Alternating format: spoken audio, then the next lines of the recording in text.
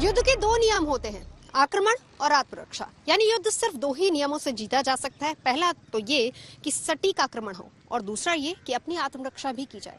भारत दोनों ही मामलों में सक्षम है क्योंकि भारत के पास आक्रमण के लिए मीडियम से लॉन्ग रेंज तक की मिसाइलें हैं और आत्मरक्षा के लिए भारत के पास S-400 आकाश और पृथ्वी जैसे डिफेंस सिस्टम मौजूद है।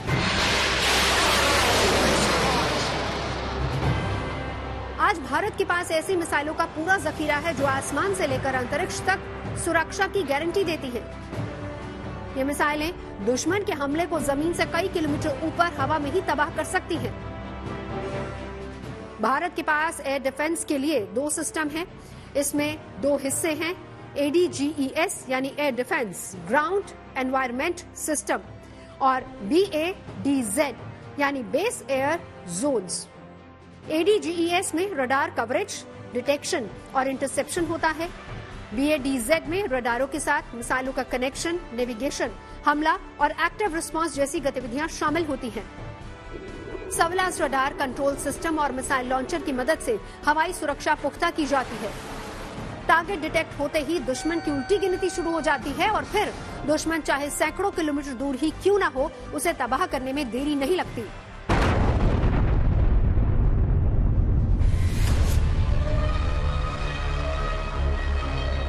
इंटीग्रेटेड जो सिस्टम है, एक एयर डिफेंस सिस्टम, इसकी जरूरत 2019 में महसूस की गई जब यूनाइटेड स्टेट्स का एक रिमोटली पायलटेड व्हीकल जो रैकी और इसके लिए सर्वेलेंस के लिए लगा हुआ था, उसको ईरान ने मार गिराया।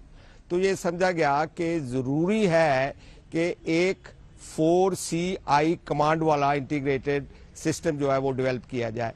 4CI का मतलब है कि कम्युनिकेशन, कमांड, कंट्रोल, कंप्यूटर और इंटेलिजेंस। तो ये इंटीग्रेटेड एयर डिफेंस सिस्टम एक ऐसा सिस्टम है कि जो हर तरह के वेपन सिस्टम को इस्तेमाल कर सके, दुश्मन के हर तरह के जो भी उनके टारगेट हमारे ऊपर अटैक करने के लिए आते हैं।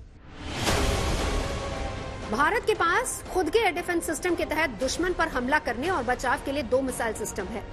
पहला बैलिस्टिक मिसाइल डिफेंस और दूसरा है cruise missile defence.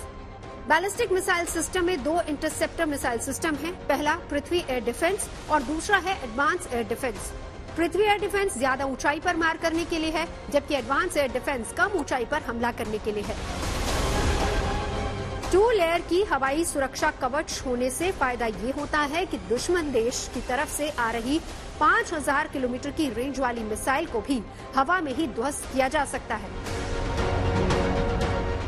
Ballistic missile से अलग क्रूज मिसाइल डिफेंस कम ऊंचाई पर उड़ने वाले दुश्मन के विमान, मिसाइल, ड्रोन को मार गिराने में सक्षम है। भारत ने AAD मिशन के तहत इंटरसेप्टिंग क्रूज मिसाइल सिस्टम भी बनाया है जो परमाणु हथियार लेकर हमला करने आ रही मिसाइलों को मार गिराएगा। आज चीन और पाकिस्तान की किलर मिसाइलों, फाइटर जेट्स और विस्फोटकों से लैस ड्रोन्स का खतरा बढ़ता जा रहा है। इसी से निपटने के लिए भारत ने भी अपने ताकतवर एयर डिफेंस सिस्टम के जरिए अभेद सुरक्षा कवच तैयार कर लिया है।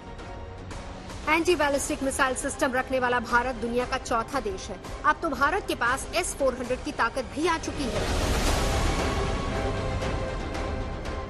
भारत ने साल 2018 में रूस से 5 S-400 एयर डिफेंस सिस्टम की डील की थी, जिसमें से 3 की डिलीवरी हो चुकी है।